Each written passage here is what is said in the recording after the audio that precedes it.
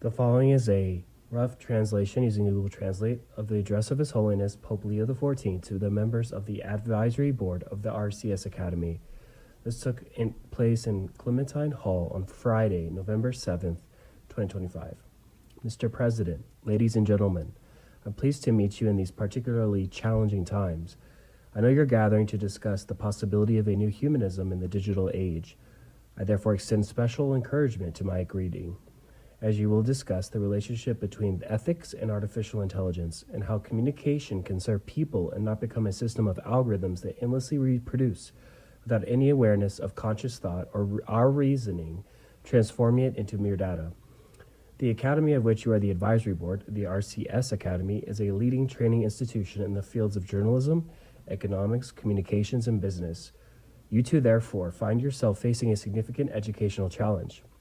Education, in fact, is what activates and transforms the equal dignity of all human beings, promoting effective local and global citizenship under the banner of participation, solidarity, and freedom. For this reason, education and navigating digital environments and critically engaging with artificial intelligence is essential and must not be separated from the integral development of individuals and communities.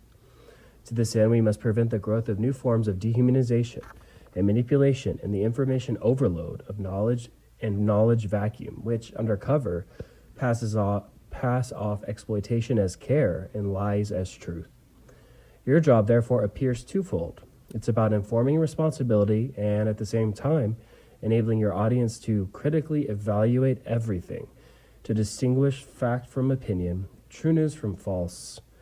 Recognizing and making accessible the logic behind messages is essential to acting conscientiously and responsibly in shaping the overall public discourse.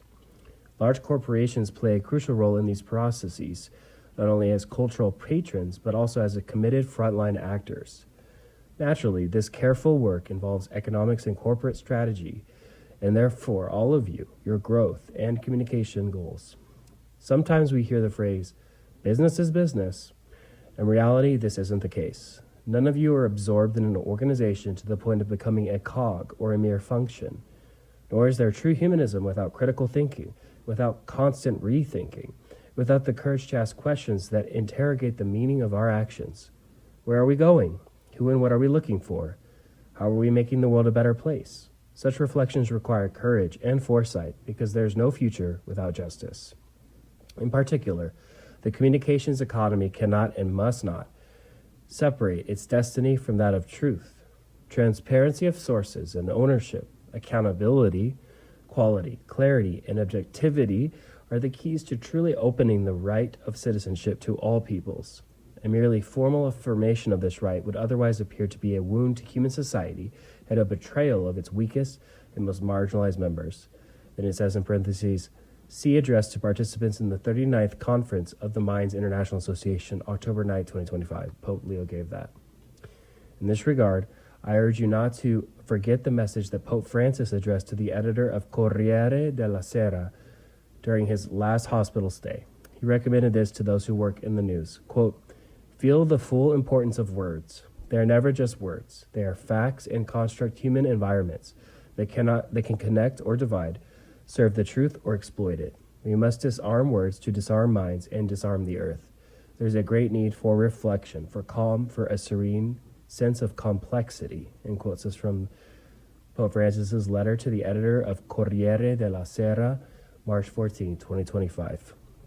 From these words, we draw a call for responsibility and honesty in fulfilling our respective roles, to build the information of the future together. This undertaking requires creativity and vision. It requires far-sighted and constructive thinking, freeing communication from the rush of fashion, the bias of interests, and the polemics that fail to educate listening. The new things in quotes we must face require fresh thinking and new perspectives capable of engaging those who are excluded or exploited by the logic of power. This is the challenge for those who circulate news in quotes. The world needs honest and courageous entrepreneurs and communicators who care for the common good. Therefore, I hope you will always be aware of your role, looking beyond the narrow horizon of what may seem like immediate benefits, but are actually ways of impoverishing the future. May the gospel of Christ, which remains ever good news for the world, always inspire you on your journey, and may my blessing accompany you. Thank you.